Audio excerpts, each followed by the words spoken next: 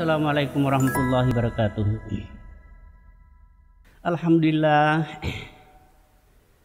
kita berjumpa kembali pada channel Hijrah Studio.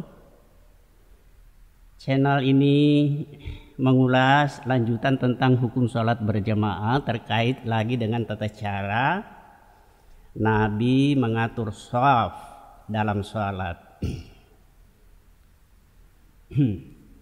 Hal ini sangat penting. Kenapa? Karena Nabi sangat tegas tidak memulai takbir apabila shaf belum diluruskan atau disempurnakan. Nah, meskipun dalam pertemuan kali ini lebih menekankan tentang pengaturan posisi antara imam dan makmum, baik laki-laki maupun wanita, ya. Hadis yang pertama dari Jabir bin Abdullah mengatakan begini, qama Rasulullah sallallahu alaihi wasallam yusallil maghriba. Jadi Rasulullah sallallahu alaihi wasallam pernah berdiri salat maghrib, ya. Fajituhu fakumtu ila janbihi ayyasarihi. Lalu aku datang langsung berdiri di sebelah kirinya. Fanahani faja'alani ayyaminihi. Lalu Nabi sallallahu alaihi wasallam melarang dan meletakkan aku di sebelah kanannya. Summa jaa sahibul li, ya.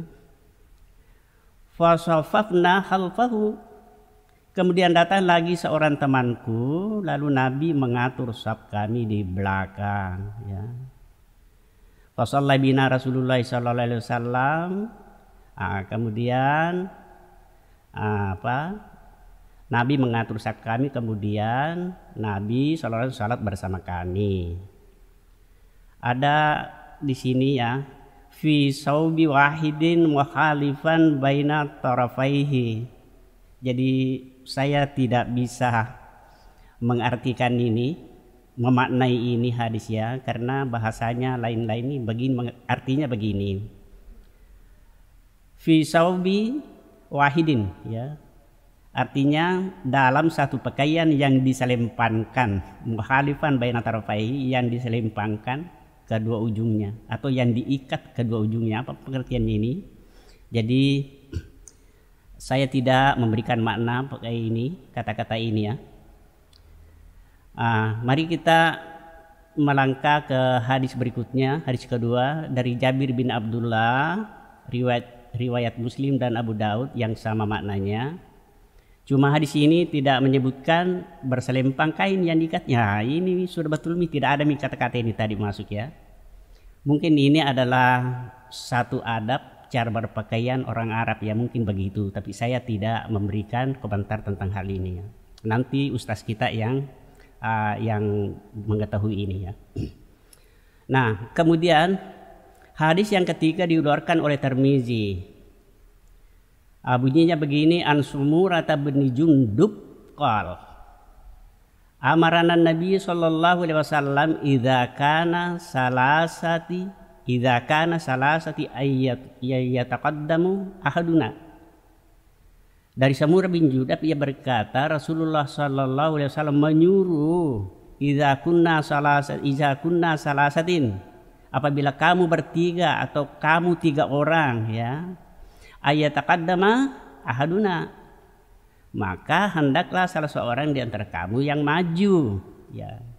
Jadi meskipun Samurah bin Jundub, ya, di atas ini hadisnya agak rancu sedikit, ya, agak lemah, tetapi ada beberapa syawahid, artinya ada pendukung. Syawahid itu pendukungnya dari hadis sahih, mengatakan jika kamu lebih dari satu orang maka salah seorang di antara kamu yang menjadi imam. Nah, inilah yang sahih, ya. Jadi sudah jelas tadi ini hadis di atas. Nah, mari kita lihat dulu penjelasan, ya. Lafaz hadis mengatakan faja'alani ayyamini. Coba perhatikan, ya. Artinya menempatkan di sebelah kanan. Ini maksudnya ada perlakuan yang menunjukkan dari hal yang tidak boleh menjadi boleh.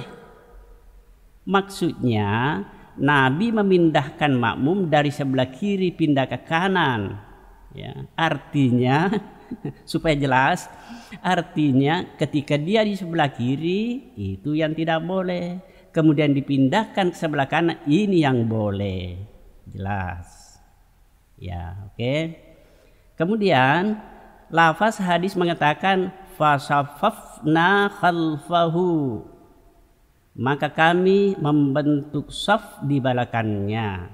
Maksudnya ya, jika sudah ada 2 orang makmum atau lebih, maka harus membentuk saf di belakang.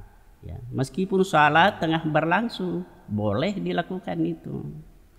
Nah, caranya memperdengarkan takbiratul ihram, tidak perlu menepuk punggungnya orang ya, mengganggu salatnya. Atau ada juga menghitung langkah ke belakang, tidak perlu itu ya, karena kita hanya diperintah membuat saf di belakang. Ada orang yang menghitung 1, 2, 3, lalu bagaimana kalau kakinya pendek? Ini susah. Makanya cukup ini menurut saya ya, menurut saya cukup memperdengarkan takbir ketika masuk, maka orang sudah mendengarkan ya. Kemudian lafaz yang mengatakan wa Aisyatu halfana tusalli ma'ana, Aisyah sholat di belakang kami. Ini menunjukkan bahwa Aisyah mewakili saf seluruh kaum wanita.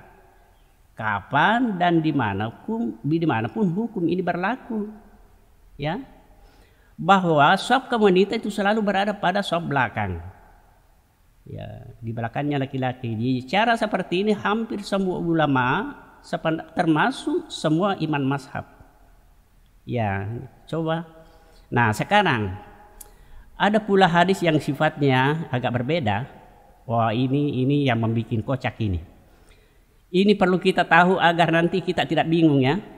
Yaitu hadis dari Aswad bin Yazid.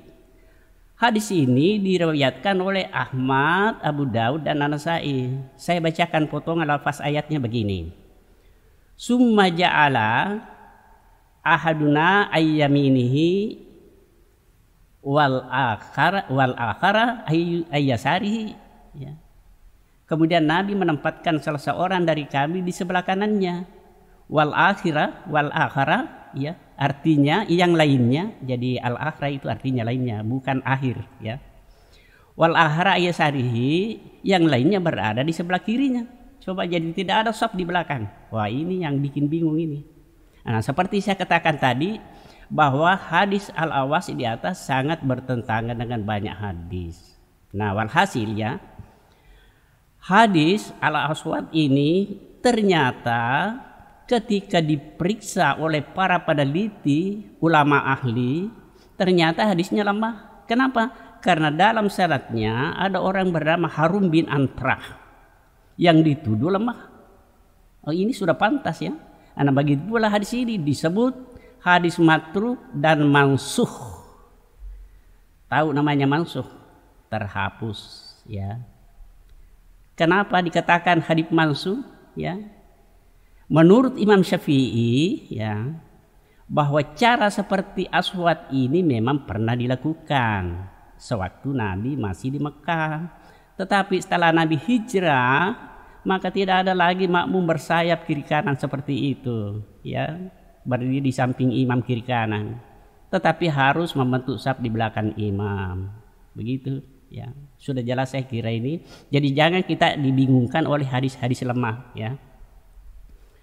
Nah, kesimpulan, setelah memperhatikan hadis-hadis yang saya tuliskan dalam buku saya, di samping melihat juga penjelasan para ahli hadis, maka kami dapat menyimpulkan bahwa yang pertama ya, apabila satu orang imam serta satu orang makmum, maka letak makmum di samping kanan imam, tetapi bukan posisinya lurus dengan imam ya, harus ada perbedaan sedikit.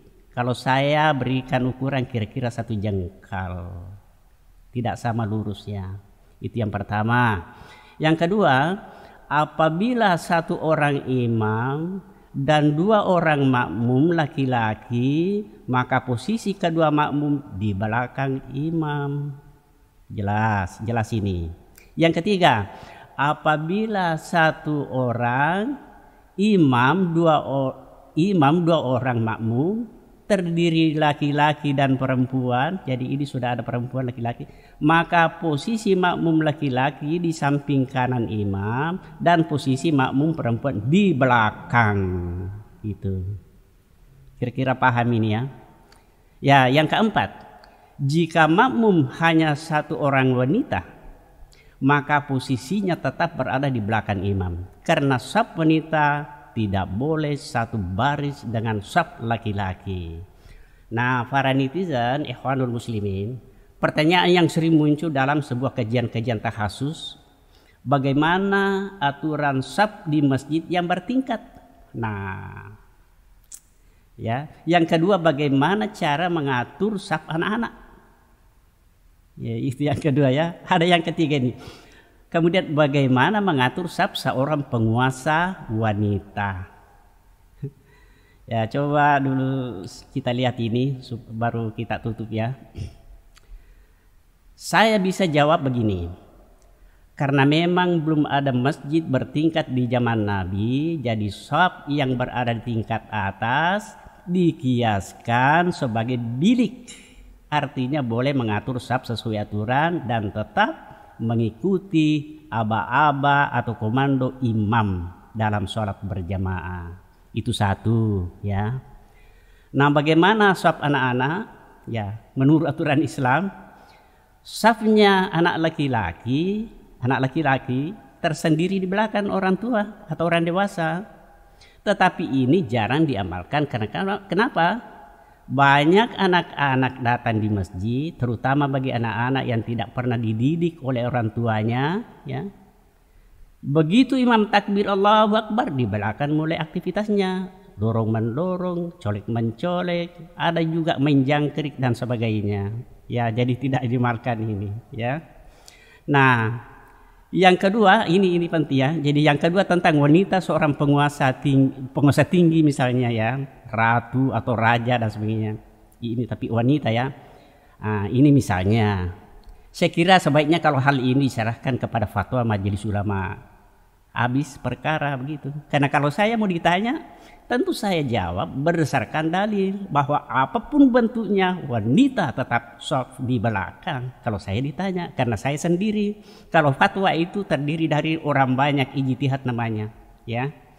Nah, atau saya bisa katakan begini, siapa yang berbuat itu yang bertanggung jawab. Selesai. Allahu a'lam bishawab. Baik. Alhamdulillah, saya kira sudah selesai dengan ringkas. Semoga kita semua tetap diberikan hidayah, ya.